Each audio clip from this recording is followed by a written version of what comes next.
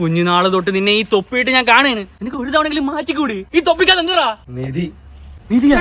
അവന്റെ തൊപ്പിയൂരി അതിനകത്ത് എന്താണെന്ന് കണ്ടുപിടിച്ചിട്ട് തന്നെ കാര്യം. ഒരു സഹായം വേണം. ഒരുത്തന്റെ തൊപ്പി ഊരണം.